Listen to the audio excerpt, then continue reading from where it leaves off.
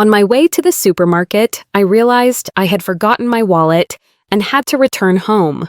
But through the window, I accidentally overheard a strange conversation between my daughter and my son-in-law. What I heard froze my blood, so I decided to do the unthinkable. I'm glad to have you here. Follow my story until the end, and comment the city you're watching from so I can see how far my story has reached. I was halfway to the grocery store when I realized I'd forgotten my wallet. At 63, these little memory lapses weren't unusual, but they still frustrated me. I'd been looking forward to picking up ingredients for Ren's favorite casserole. She and Wade were coming for dinner tonight, and I wanted everything to be perfect. The drive back home felt longer than usual. My mind wandered to how much our weekly dinners meant to me. After losing my husband 5 years ago, these moments with my daughter and son-in-law had become the highlight of my week. WDE wasn't the warmest person, but he made Ren happy, and that was enough for me. I pulled into my driveway and noticed their car was already there. Strange. They weren't supposed to arrive for another 3 hours. Maybe Ren had decided to come early to help with preparations. She'd been doing that more often lately, always asking if I needed assistance with this or that. Part of me appreciated the concern, though. Another part wondered if she thought I was becoming incapable of managing on my own. I grabbed my house keys and headed for the front door, but then I heard voices coming from the living room window. It was slightly open. I'd been airing out the house earlier. Without thinking, I moved closer to retrieve my wallet quietly, not wanting to interrupt what sounded like an important conversation. "How much longer do you think we'll have to keep this up?" WDE's voice carried a tone I'd never heard before. Impatient, almost disgusted. "I don't know, but we don't have a choice," Ren replied, her voice tight with frustration. "We just have to wait." My hand froze on the door handle. Something about their tone made me step back instead of going inside. "She's getting suspicious, though," WDE continued.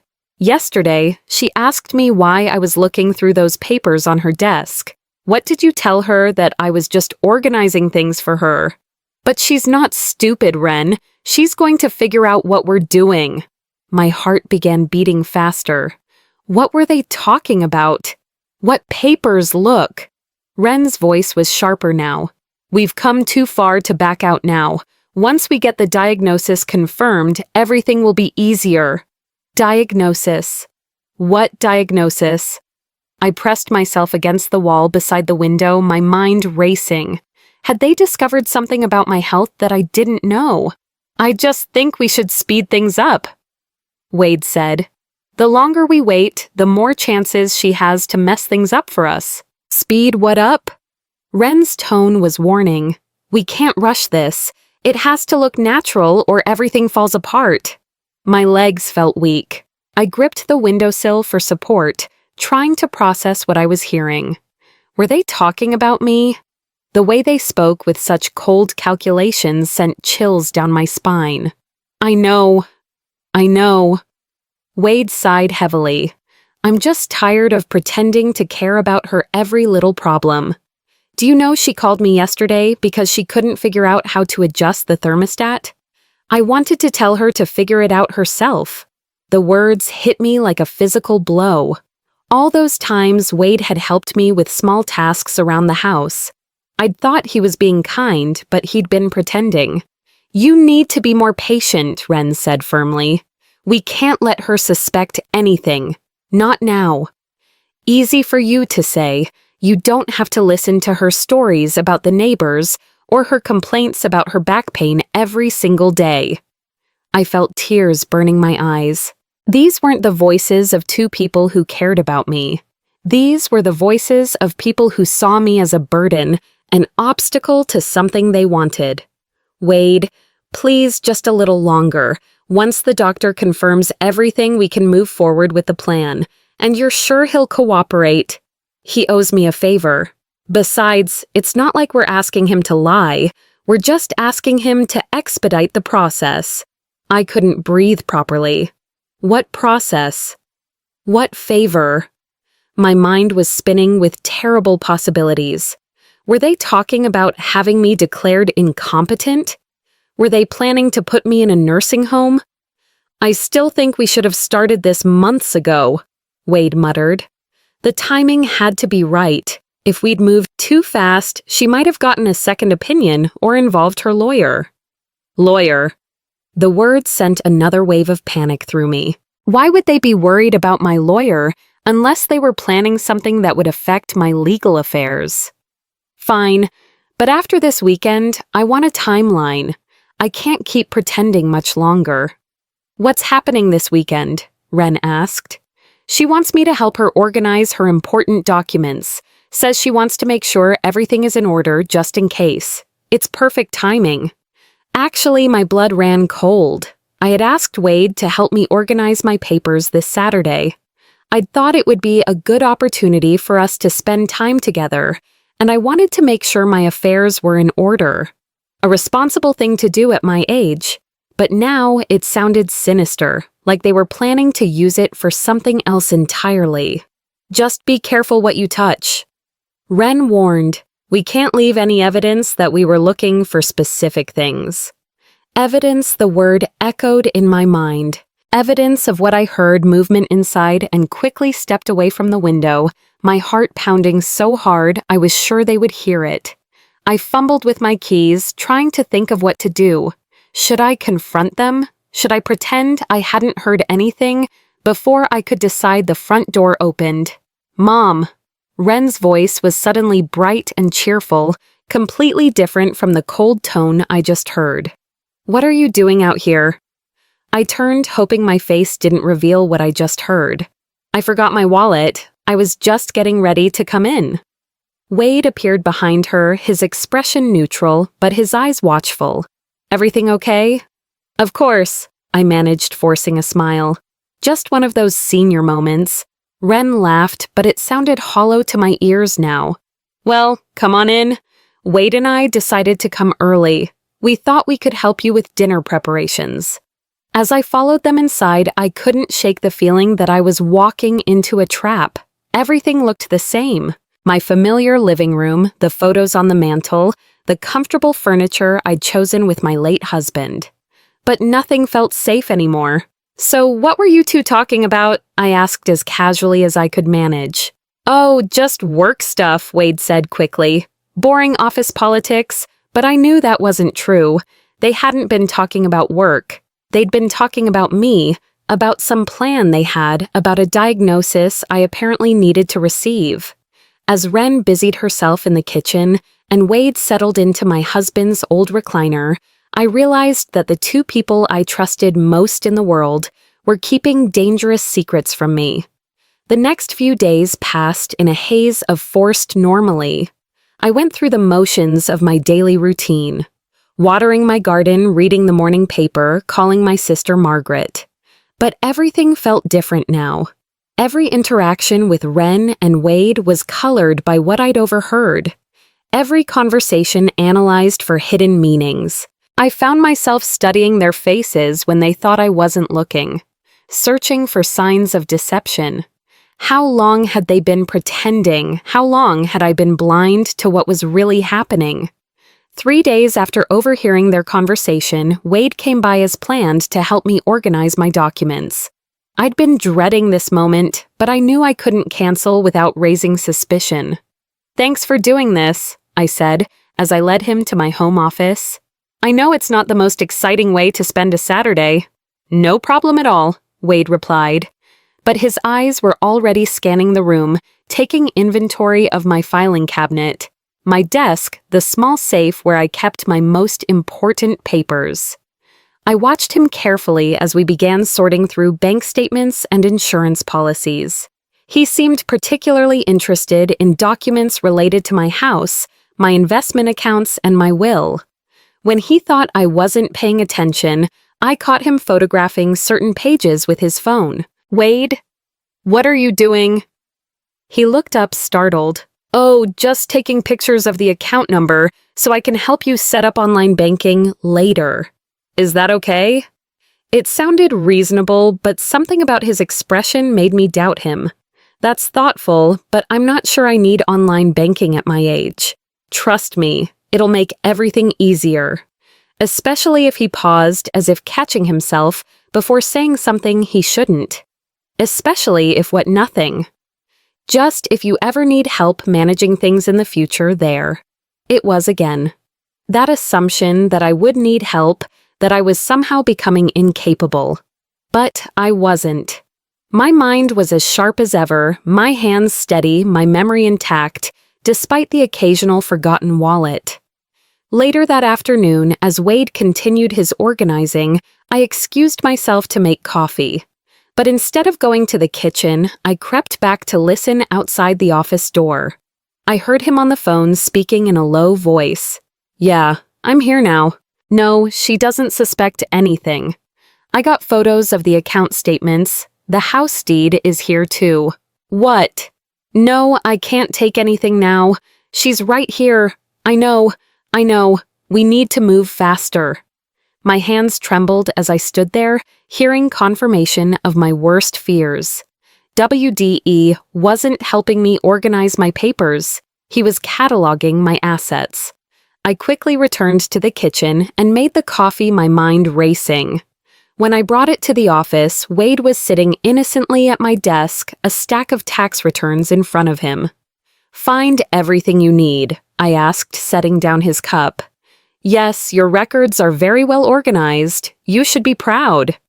But his praise felt hollow now.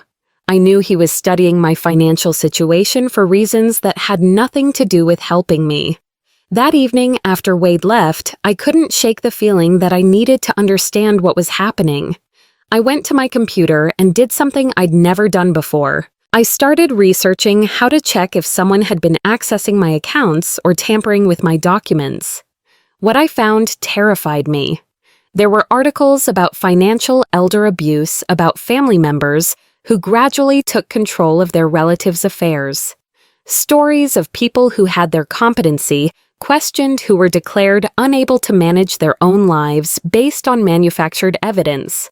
The next morning, I called my doctor's office on impulse. "Dr. Martinez's office. This is Lisa. Hi, this is Cher Walsh. I was wondering if you could tell me about any recent test results, or if there are any appointments scheduled that I might have forgotten about." There was a pause. "Let me check your file. Mrs. Walsh, there's a note here that your daughter called yesterday asking about scheduling some cognitive assessments. She seemed quite concerned about your memory." My blood went cold. "My daughter called about cognitive assessments." "Yes. She mentioned some incidents that worried her. She wanted to know what kind of testing we recommend for early dementia screening." I hung up the phone with shaking hands. Ren had called my doctor behind my back asking about dementia testing. She was building a case for my incompetency, creating a paper trail that would support whatever plan they had. The pieces were starting to come together, and the picture they formed made me sick to my stomach. Over the next week, I began to notice other things I'd previously dismissed. Ren had been asking detailed questions about my will, who was the executive, where I kept the original, whether I'd ever considered updating it. She'd suggested I might want to add WDE's name to my bank accounts, just in case something happened. She'd even brought up the idea of putting the house in both our names for tax purposes. Every suggestion had seemed caring at the time, born from a daughter's natural concern for her aging mother, but now I saw them for what they really were. Steps in a carefully orchestrated plan to gain control of my assets. I started keeping a journal, documenting every suspicious conversation, every odd request. Every time one of them seemed more interested in my possessions than my well-being, the pattern became undeniable. Then, exactly 1 week after WDE's visit, I received a call from my doctor's office. "Mrs. Walsh, this is Dr. Martinez. I understand your daughter has expressed some concerns about your cognitive function. I'd like to schedule you for a comprehensive evaluation." "What kind of concerns?" She mentioned some memory issues, confusion about finances, difficulty with daily tasks. These are things we should take seriously at your age.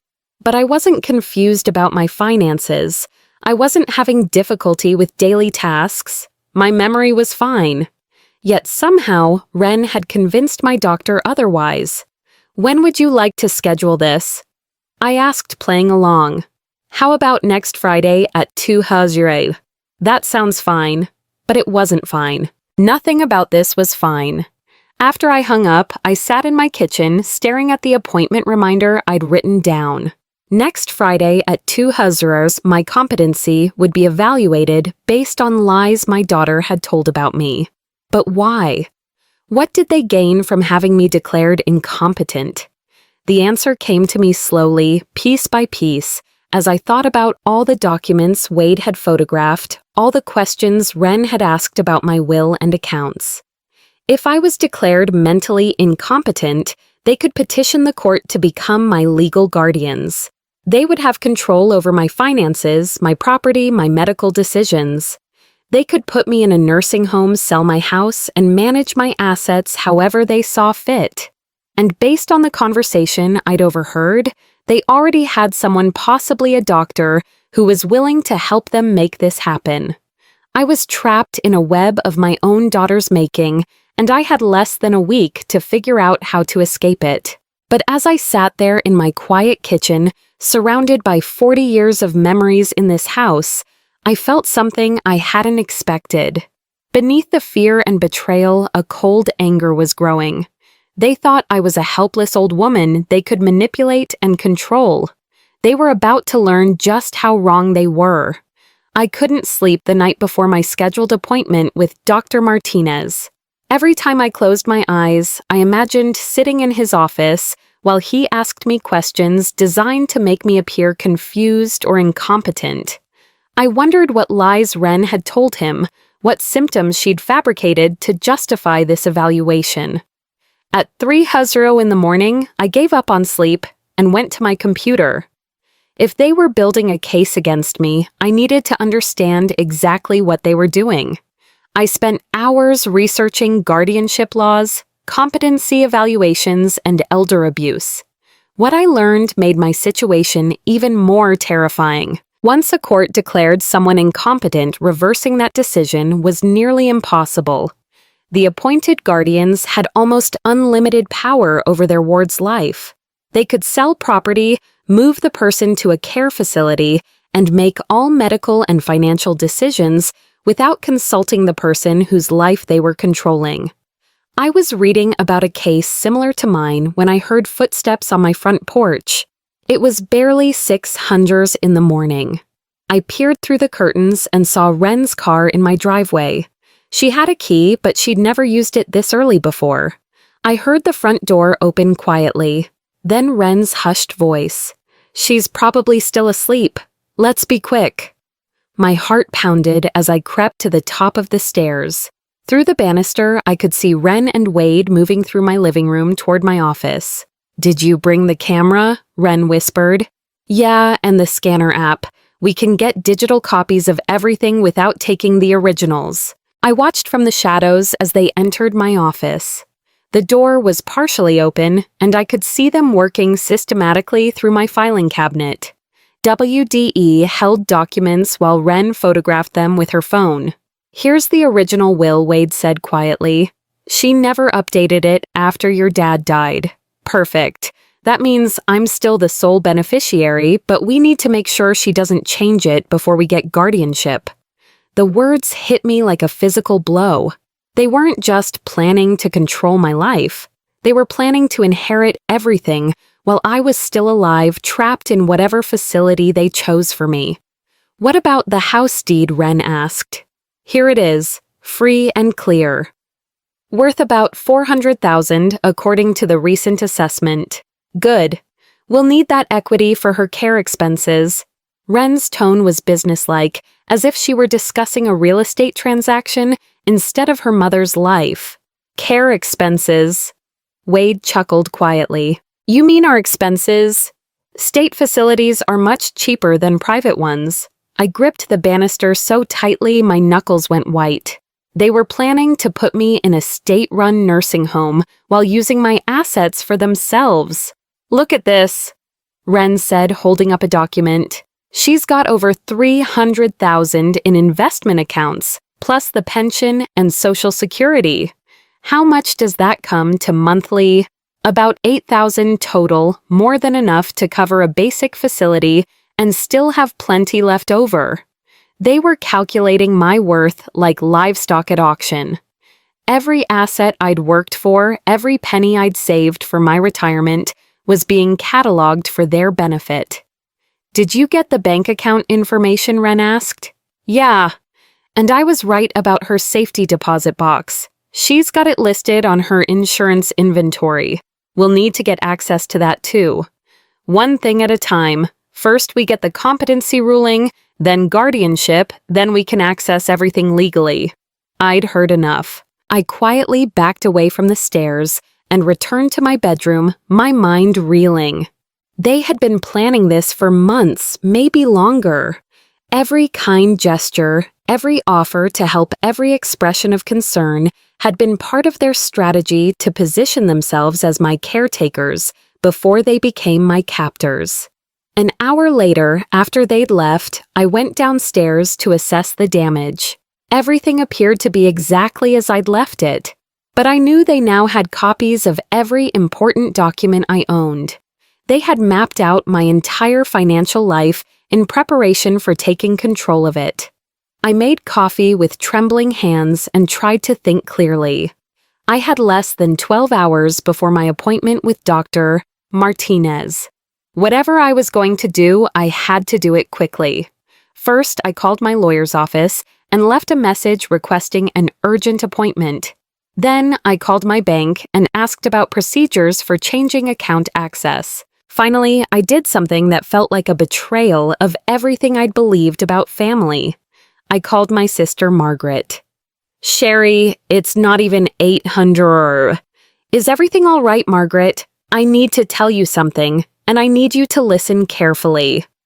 Over the next 30 minutes, I told my sister everything. The conversation I'd overheard Wade's suspicious behavior with my documents, Ren's calls to my doctor, and what I'd witnessed that morning. Margaret listened without interruption, her silence more telling than any words. "Oh, honey," she finally said, her voice heavy with sadness. "I was afraid something like this might happen." "What do you mean? Ren's been asking me questions about you for months. Subtle things about your health, your memory, whether I'd noticed any changes. I thought she was just being a concerned daughter. But now, what kind of questions? Whether you'd seemed confused when we talked if you were managing your bills properly, whether you should still be driving. She even asked if I thought you might need help with daily activities." My stomach clenched. She was building a case. It sounds like it. She was very casual about it, but now I realize she was gathering information to use against you. The betrayal cut deeper than I'd imagined possible. Not only had Ren been planning to steal my life, but she'd been recruiting my own sister as an unwitting witness to my supposed decline. "Margaret, I need you to do something for me. If anyone asks you about my mental state, I need you to tell them the truth that I'm completely competent." "Of course I will. But Sherry, what are you going to do about today's appointment? I'm going to keep it, but I'm not going alone." After hanging up with Margaret, I called Dr. Martinez's office again. "This is Cher Walsh. I'd like to bring someone with me to my appointment today for moral support. Is that allowed?" "Of course, Mrs. Walsh. Family members are always welcome. Actually, I'd prefer to bring my attorney." There was a pause. "Your attorney, Mrs. Walsh. This is just a routine cognitive assessment. I understand, but given that this evaluation was requested based on concerns, I don't share. I'd feel more comfortable having legal representation present." Another pause. "Let me check with the doctor and call you back." 20 minutes later, they called to inform me that Dr. Martinez felt it would be best to postpone the evaluation until he could review my file more thoroughly. I smiled grimly as I hung up, mentioning my attorney had clearly rattled them. If this was truly a routine medical evaluation based on legitimate concerns, why would my doctor be uncomfortable with legal representation? But my small victory was overshadowed by a terrible realization. If they couldn't get their medical evidence through Dr. Martinez, they would find another way. Ren and Wade had too much at stake to give up easily. I spent the rest of the morning securing my affairs as best I could. I moved money from accounts Wade had photographed into new ones he didn't know about. I updated my will to include specific provisions preventing anyone from inheriting while serving as my guardian. I even started the process of setting up a trust that would protect my assets from guardianship abuse. But even as I took these precautions, I knew I was still vulnerable. They had already laid the groundwork for their plan. They had copies of my documents testimony about my supposed decline and apparently at least one medical professional willing to help them. The phone rang as I was reviewing the trust documents my lawyer had emailed me. "Mom." Ren's voice was bright and cheerful. "I heard you postponed your doctor's appointment. Is everything okay?" "Everything's fine. I just wanted to reschedule for a time when you could come with me." "Oh, that's sweet. I was planning to come anyway. I've been so worried about you lately." The lie came so easily to her. "Worried about what?" "You know little things. You seem more forgetful lately, and last week you seemed confused about your bank statement." I wasn't confused about my bank statement. I'd questioned a charge that turned out to be legitimate, which was exactly what a responsible person should do. But somehow, in Ren's retelling, my prudent financial monitoring had become evidence of cognitive decline. "I'm fine, sweetheart, but I appreciate your concern." "Mom, I think we should also talk about making things easier for you. Maybe it's time to consider adding my name to your accounts, just in case something happens." There. It was the next step in their plan, delivered with perfect maternal concern. "That's something we can discuss," I said non-committally. "Good. I worry about you handling everything alone." But I wasn't alone anymore. I was surrounded by enemies who wore the faces of family, and I was finally awake to the danger I was in. As I hung up the phone, I realized something that chilled me to the bone. This wasn't just about money or property. They were systematically destroying my identity, my independence, my very sense of self. They were turning me into the helpless, confused old woman they needed me to become. But they had made one crucial mistake. They had underestimated me. 2 days after postponing my doctor's appointment, I made a discovery that revealed the true scope of Ren and WDE's deception. I was organizing my mail when I noticed that several pieces were missing. Specifically, anything from my doctor's office, my bank, or my insurance company. At first, I attributed it to postal service delays, but then I remembered something Wade had said about intercepting correspondence. I called my bank's customer service line and asked about recent statements. "Mrs. Walsh, we've been sending your statements to the address you requested, 523 Maple Street." My blood ran cold. I didn't request an address change. I live at 1247 Oak Avenue. Let me check. Yes, the change was requested weeks ago by someone identifying themselves as your daughter, acting under power of attorney. I never gave my daughter power of attorney. There was an uncomfortable pause. "Ma'am, I think you need to come in and speak with a manager immediately." At the bank, I learned the full extent of their planning. Someone claiming to be my daughter had submitted forged power of attorney documents, changed my mailing address, and requested detailed financial records. They'd also inquired about adding authorized users to my accounts and transferring funds to a trust account. The documents looked legitimate, the manager explained apologetically. The person who submitted them knew your personal information, social security number, everything. "Do you have security footage of who submitted these?" We can check. Can you come back tomorrow morning?" That evening, I drove to 523 Maple Street, the address my bank statements were being sent to. It was a small office building downtown. I sat in my car across the street and watched. At exactly 600 years, Wade emerged from the building, carrying a stack of mail. My mail. I followed him at a distance as he drove to a house I'd never seen before. Not his and Ren's home, but a small rental property on the other side of town. I watched from the corner as he carried the mail inside, where I could see Ren waiting for him. They had established a secret location where they were collecting my correspondence documents, and who knew what else. This wasn't a spur-of-the-moment scheme. This was a carefully orchestrated operation they'd been planning for months.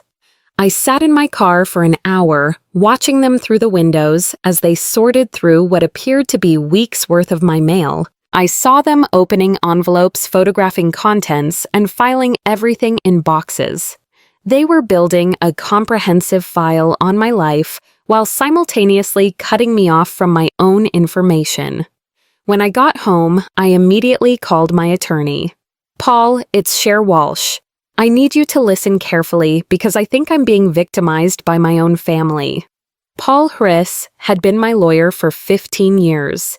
He'd handled my husband's estate and had known our family through some of our happiest times.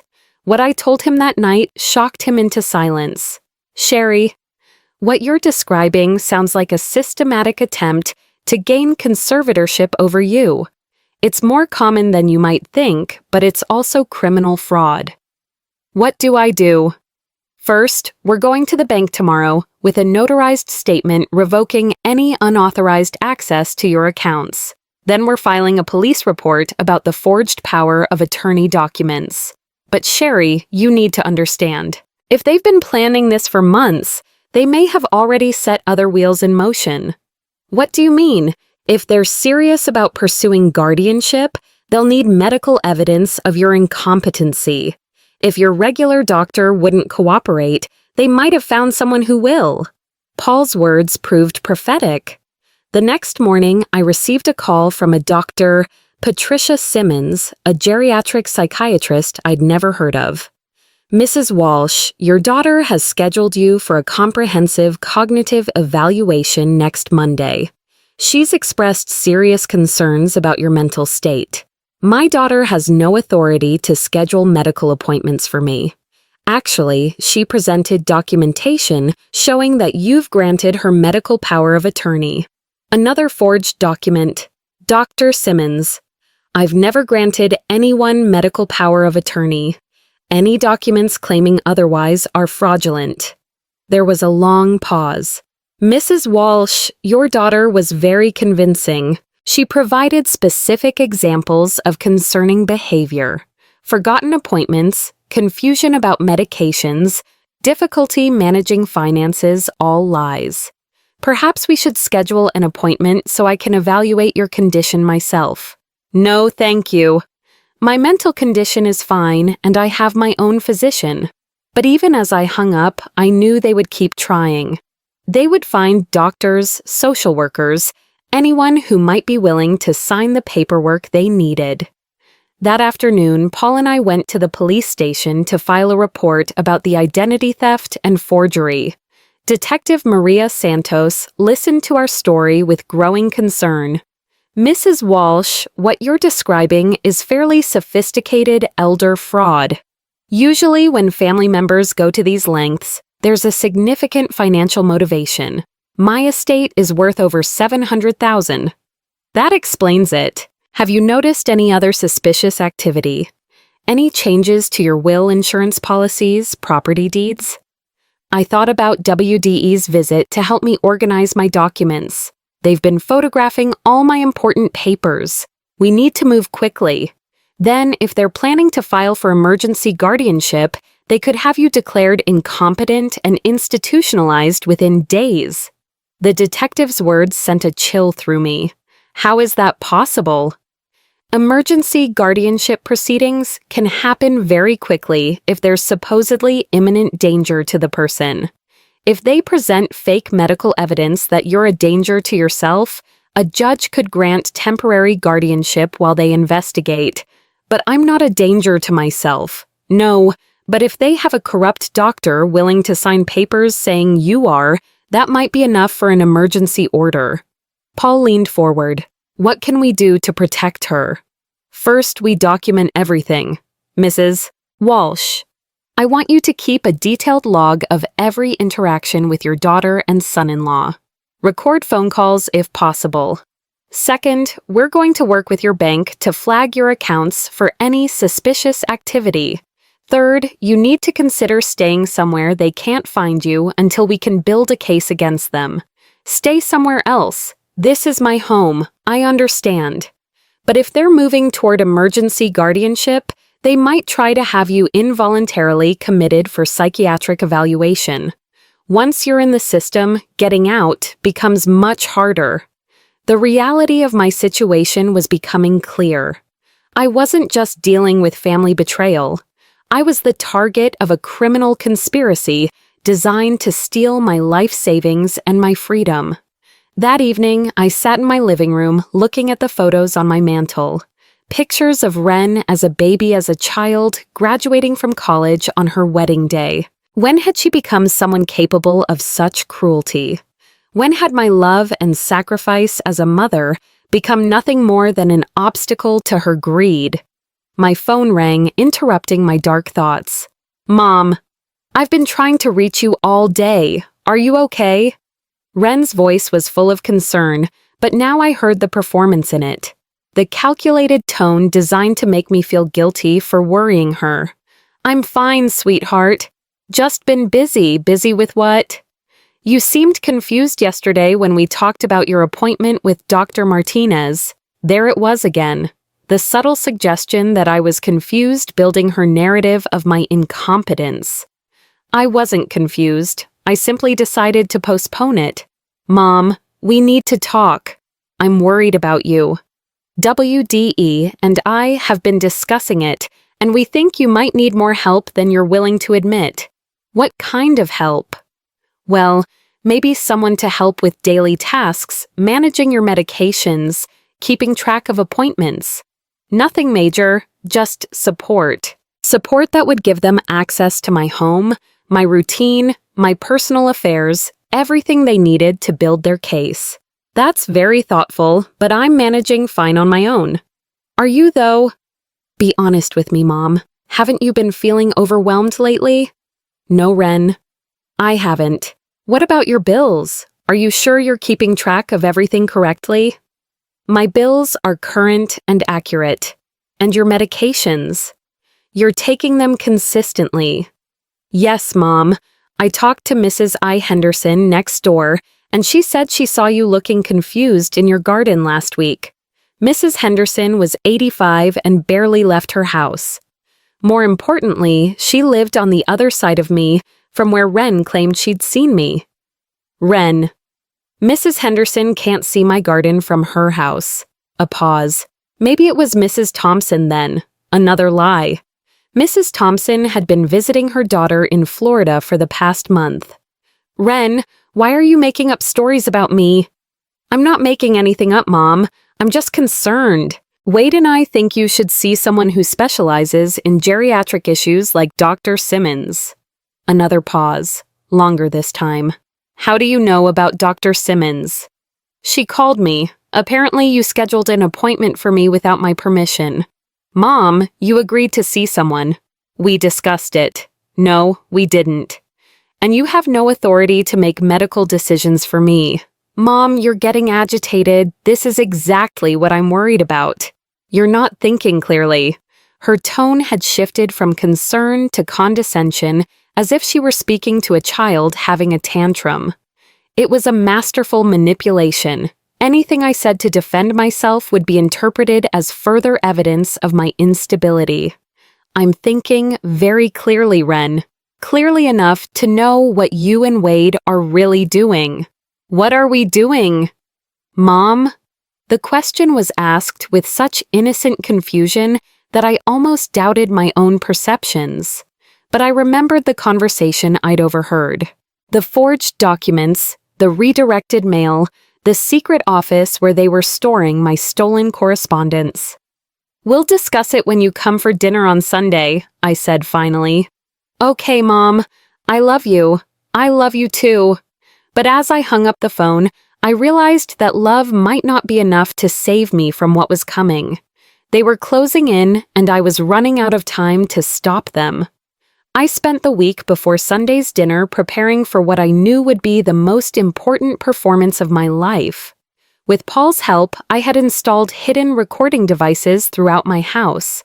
Legally, since it was my own property, Detective Santos had coached me on how to guide conversations to get the admissions we needed, and my sister Margaret had agreed to be on standby as a witness.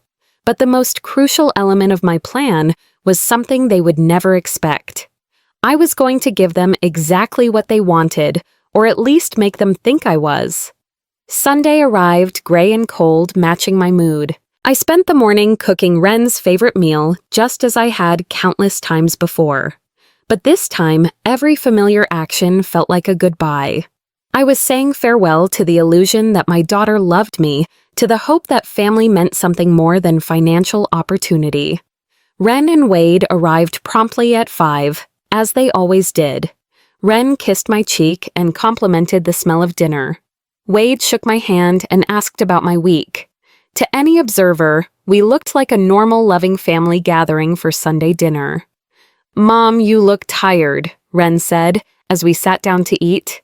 "Are you sleeping okay?" It was such a simple question, but I heard the trap in it. Any admission of fatigue would become evidence of decline in whatever report they were building. I've been sleeping fine, but I have been thinking a lot lately. About what Wade asked, cutting his roast with surgical precision. About getting older, about the future, about how much I rely on both of you. They exchanged a quick glance so subtle, I might have missed it if I hadn't been watching for it. "We're always here for you, Mom," Ren said softly. "Whatever you need." That's what I wanted to talk to you about. I've been realizing that maybe I do need more help than I've been willing to admit. Ren set down her fork, suddenly very attentive. "What kind of help?" "Well, managing my finances has been getting more complicated. All these investment accounts, the house expenses, keeping track of everything.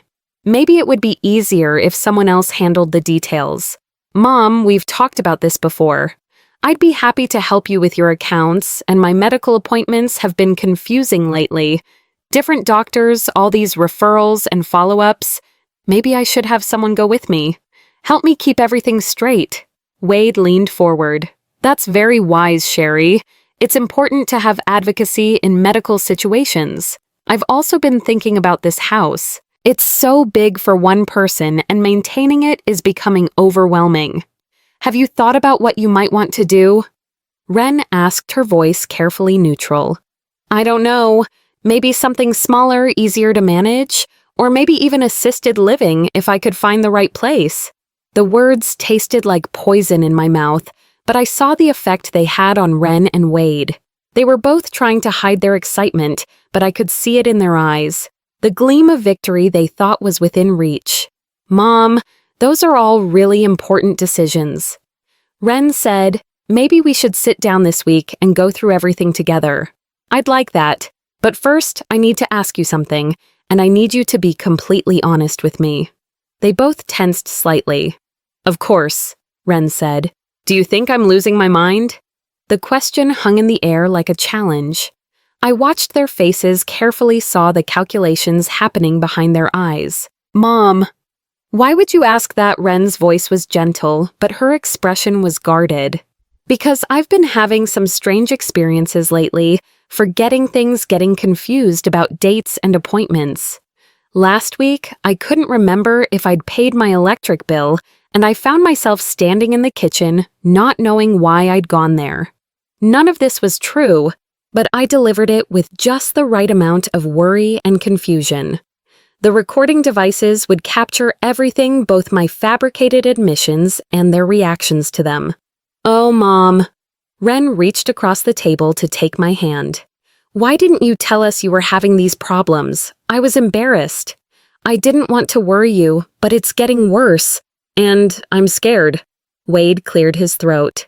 "Sherry, what you're describing sounds like normal aging, but it's definitely something we should take seriously. Do you think I need to see a specialist?" Someone who understands these kinds of problems. Actually, Ren said, I may have already found someone who could help. Dr. Simmons is supposed to be excellent with geriatric issues.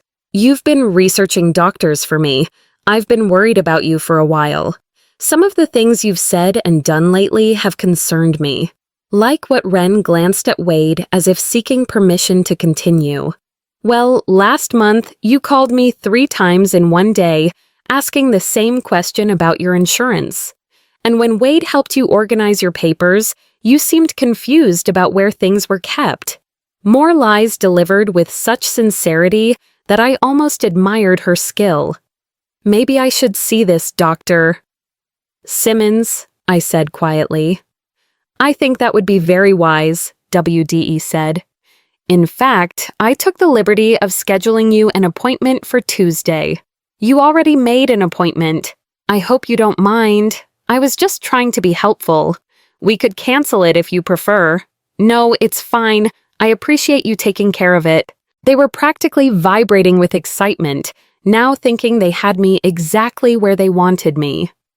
Mom, there's something else we should probably discuss. Ren said carefully, if you are having cognitive issues, we need to make sure your affairs are in order. What do you mean? Well, someone should have legal authority to make decisions for you if you become unable to do so yourself. Power of attorney, that kind of thing. There it was. The real purpose of this dinner delivered right on schedule. I suppose that makes sense. What would that involve? It's just paperwork, Wade said. It would give us the authority to help you with banking medical decisions. Legal matters only if you become unable to handle them yourself, of course, and it would protect you. Ren added, if something happened to you, we could make sure your wishes were carried out. My wishes about your care, your living situation, your finances, all the things we've been talking about. I pretended to consider this, letting the silence stretch until they grew uncomfortable. I trust you both completely, I finally said. If you think it's necessary, then we should do it. Ren's smile was radiant. I'm so glad you're being proactive about this, Mom. It shows how responsible you are. When would we need to take care of this paperwork? Well, if you're comfortable with it, I actually brought some forms with me tonight. Wade said we could get everything signed and notarized this week. Of course, he had come prepared to close their trap tonight. You brought the forms with you? I hope you don't mind. I just wanted to be prepared in case you decided you were ready to move forward. Wade went to their car and returned with a briefcase. He spread several documents across my dining room table. Power of attorney forms, healthcare directives, and what looked like a will amendment. This is more comprehensive than I expected, said, scanning the papers. We wanted to make sure everything was covered, Ren explained. The healthcare directive lets us make medical decisions if you're incapacitated. The financial power of attorney allows us to handle your banking and investments. And this last document updates your will to make things simpler. I picked up the will amendment and read it carefully. It was exactly what I'd expected. It named Ren as my sole beneficiary and Wade as alternate executive. But more importantly, it included language that would allow them to inherit immediately upon my being declared incompetent rather than waiting for my death. This seems very thorough, I said. But shouldn't my lawyer review these first? That's up to you, Wade said quickly. But these are standard forms. There's nothing unusual about them, and waiting might not be the best idea, Ren added. If your condition worsens, you might not be able to sign legal documents. They were pressuring me to sign immediately before I could get legal advice or change my mind. The urgency in their voices was barely concealed. I suppose you're right, I said slowly. If something happened to me tomorrow, you'd need these documents to help me. Exactly, Ren said.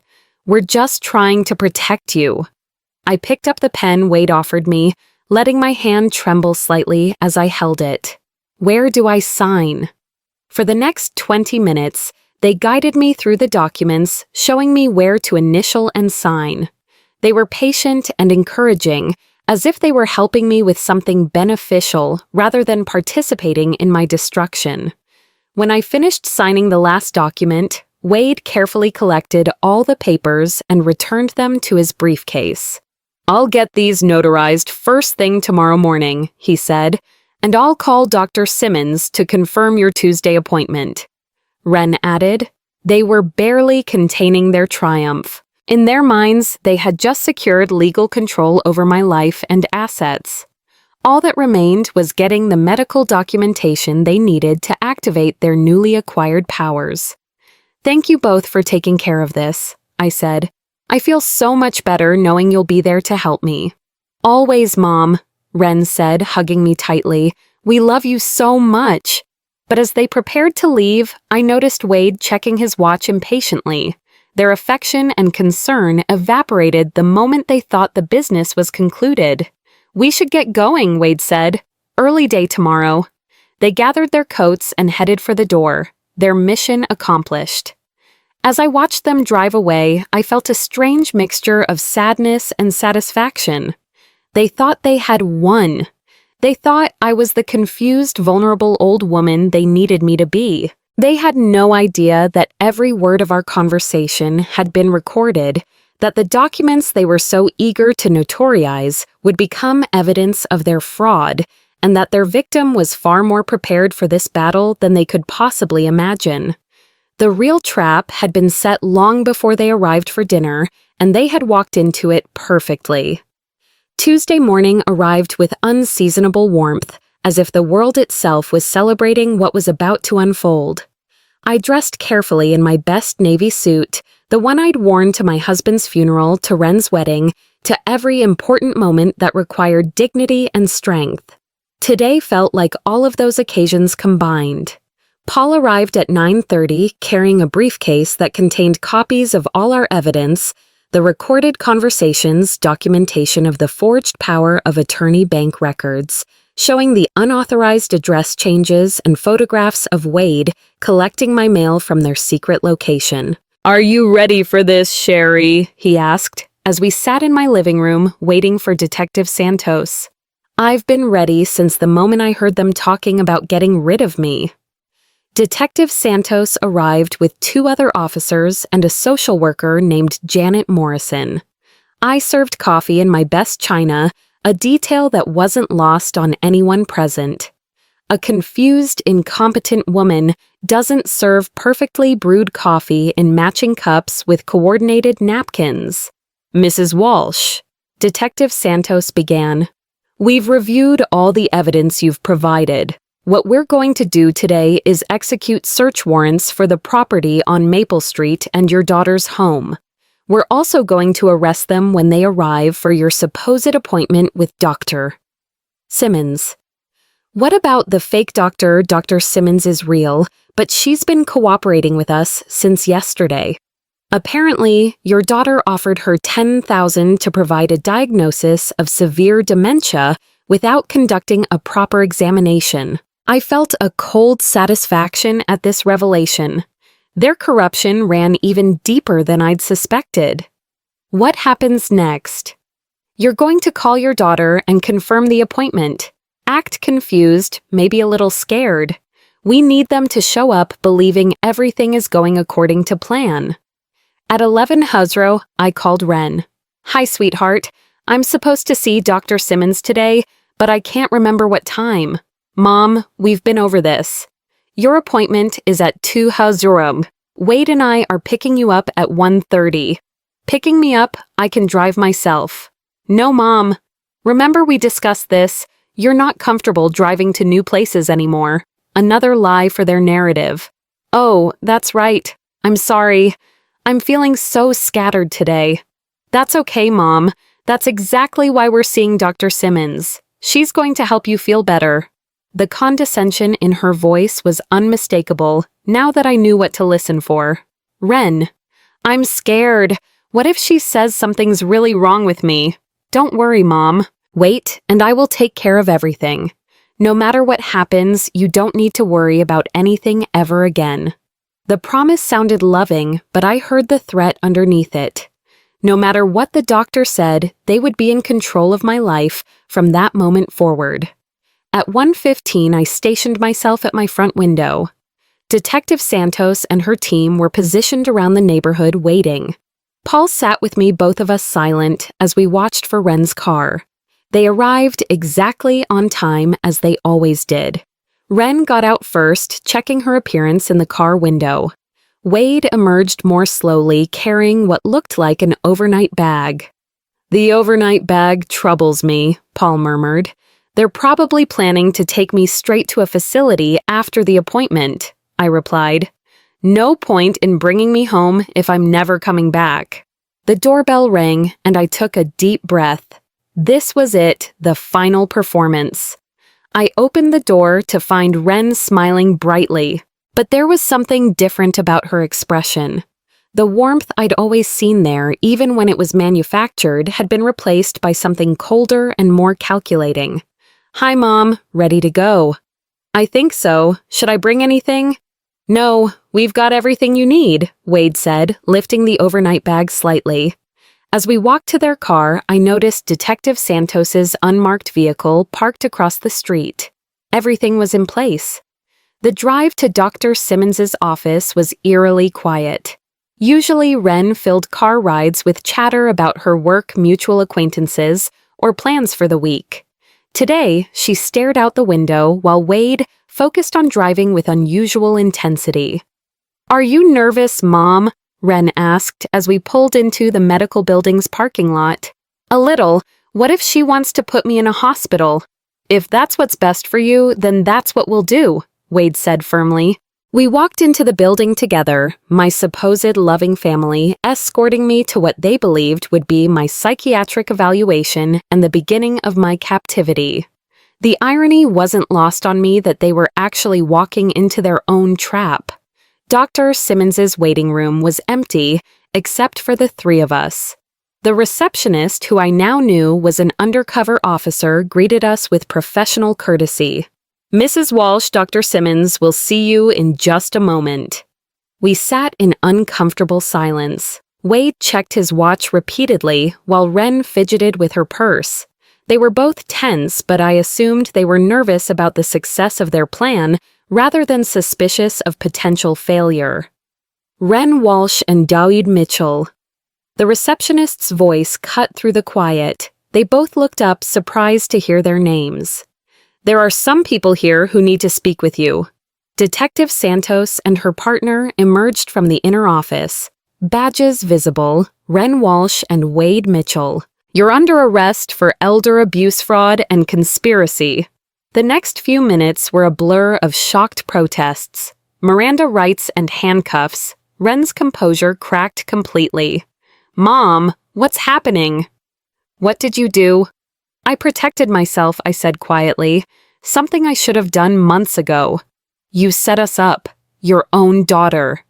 "You were trying to steal my life, Wren. Everything I've worked for, everything I am.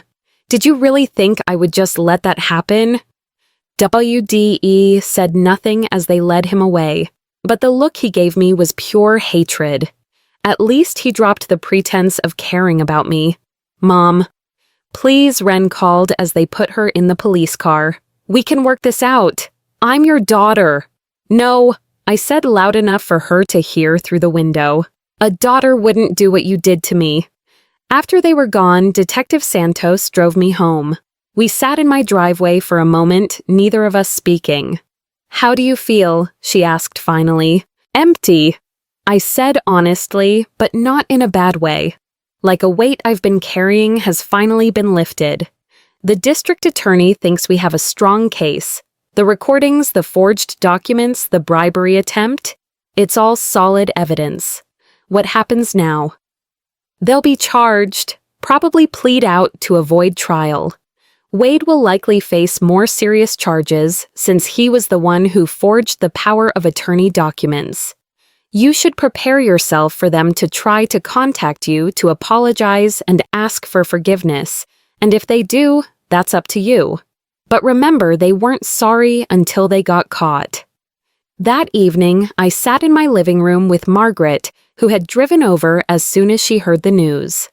We looked through old photo albums, stopping at pictures of Ren as a child. "She was such a sweet little girl," Margaret said sadly. "What happened to her?" "I think she was always like this," I replied. I just refused to see it because I didn't want to believe my own daughter could be capable of such cruelty. "Do you think you'll ever forgive her?" I considered the question carefully. "I don't know. Right now, I'm just grateful to be free." Over the next few weeks, I began the process of rebuilding my life. I changed all my passwords, opened new bank accounts, and had new locks installed on my house. I also did something I'd been putting off for years. I started volunteering at the community center, teaching financial literacy to seniors. Paul called me with updates on the legal proceedings. Wade had been charged with multiple felonies and was looking at significant prison time. Ren was facing lesser charges but would likely serve at least a year in jail. "She wants to see you." Paul told me during one of our calls she's been asking her lawyer to arrange a meeting. What does she want? Probably to apologize to try to make amends. Her lawyer thinks it might help with sentencing if she shows remorse. "And what do you think I should do?" "That's entirely up to you, Sherry. But remember, you don't owe her anything. Not forgiveness, not a second chance, not even a conversation." I thought about it for days. Part of me wanted to see her to understand how she'd become someone capable of such betrayal. But a larger part of me recognized that seeing her would only reopen wounds that were finally beginning to heal. 3 months after their arrest, I received a letter from Ren. I almost threw it away without opening it, but curiosity got the better of me. "Mom." It began. "I know I have no right to ask for your forgiveness, but I need you to know how sorry I am. I convinced myself that what we were doing was for your own good, that you needed our help, whether you knew it or not. I see now how wrong I was, how much I hurt you. I don't expect you to forgive me, but I hope someday you can find peace." The letter was 3 pages long, full of apologies and explanations, and pleas for understanding. I read it twice, then put it in my fireplace and watched it burn. Some betrayals are too deep for forgiveness. Some relationships can't be repaired, no matter how much love once existed between the people involved. Ren had made her choice when she decided to treat me like an obstacle instead of her mother. Now I was making mine. On my 64th birthday, I threw myself a party. Margaret was there along with new friends I'd made, volunteering neighbors I'd grown closer to, and Paul with his wife. We ate cake and laughed and celebrated not just my birthday, but my freedom. As I looked around the room at people who genuinely cared about me, who saw value in my company rather than my assets, I realized something important. Family isn't just about blood relationships. Sometimes the people who love you most are the ones you choose, not the ones you're born to. I was still sad about losing Ren. Not the woman she'd become, but the daughter I'd thought she was. But that sadness was overshadowed by relief and, surprisingly, hope. At 64, I was starting over, building a life based on authentic relationships and genuine respect. I was finally free to be myself without fear of manipulation or betrayal. And for the first time in years, that felt like enough. Now I'm curious about you who listened to my story. What would you do if you were in my place? Have you ever been through something similar? Comment below, and meanwhile, I'm leaving on the final screen 2 other stories that are channel favorites, and they will definitely surprise you. Thank you for watching until here.